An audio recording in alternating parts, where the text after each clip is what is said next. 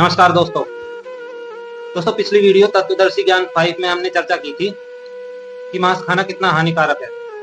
अब आ जाते हैं हम तत्वदर्शी ज्ञान 6 में। यहाँ हम विस्तार से जानेंगे कि शराब पीना कितना हानिकारक है और इससे क्या क्या नुकसान होते हैं शरीर को। न जाने कितनी योनियां भोगने के बाद हमें ये मनुष्य जन्म मिलता है और इस मनुष्य जन्म को हम शराब के चक्कर में, किसी के भले बुरे के चक्कर में लुटा देते हैं, जबकि हमें मिलता है कि हम अच्छे कर्म करके अपने मोक्ष का रास्ता देख सके। दोस्तों, ये मनुष्य जन्म ही है जो हमें मोक्ष तक लेके जा सकता है। एक तरह से ये हमें मौका मिलता है, परमात्मा की तरफ से खुला मौका मिलता है कि देख लो मोक्ष का रास्ता, कर लो, भगवत प्राप्ति कर लो। लेकिन हम क्या करते हैं, किसी का बुरा किया, किसी का अच्छा किया, किसी के बारे में कुछ बोला, किसी के बारे में कुछ बोला, आखिरी में जो कुछ भी है उसका पूरा डिप्रेशन हमारे ही दिमाग पे पड़ता है और उस डिप्रेशन को हम झेल नहीं पाते हैं। तो क्या होता है, उस डिप्रेशन को लेकर हमारे दिमाग में जो उल्ट सुल्ट बातें आती है, उसके कारण हमें क्या होता है कि डिप्रेशन को झेलने की बजाय हम मदिरा पान करते हैं, शराब पीते हैं।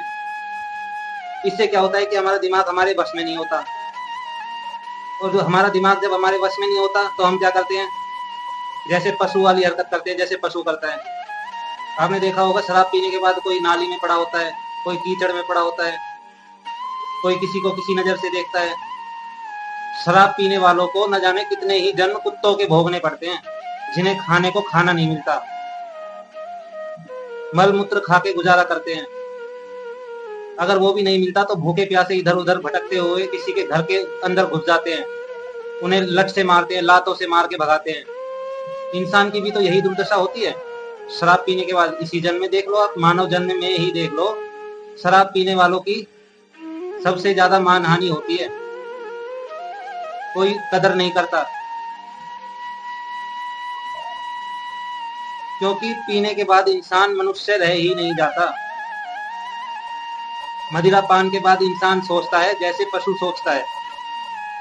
एक अच्छे खासे मानव की सोच शराब पीने के बाद एक पशु के जैसी हो जाती है,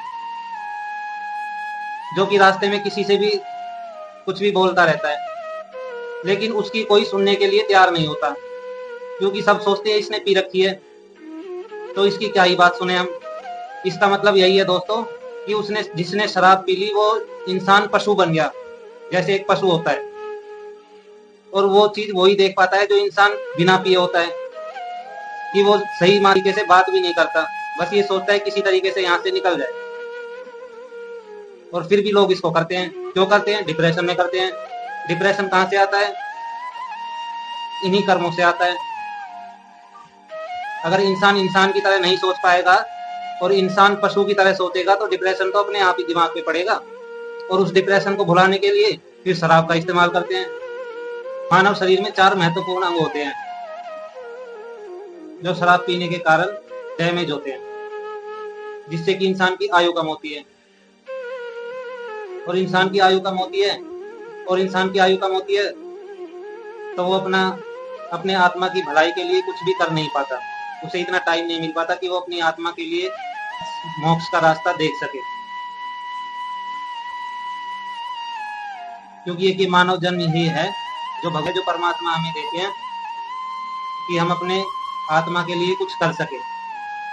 और इंसान सोचता है कि हमें खुद के ऐशो आराम के लिए जन्म मिलता है, जो कि सोच बिल्कुल गलत है इंसान की। 4 महत्वपूर्ण जो अंग होते हैं उनका नाम है फेफड़े, लीवर, गुर्दे तथा हृदय। इन चारों को हम डैमेज करके अपनी आयु को कम करते हैं। और होना क्या है, ये जन्म तो हमने गवा दिया मदिरा पान करके।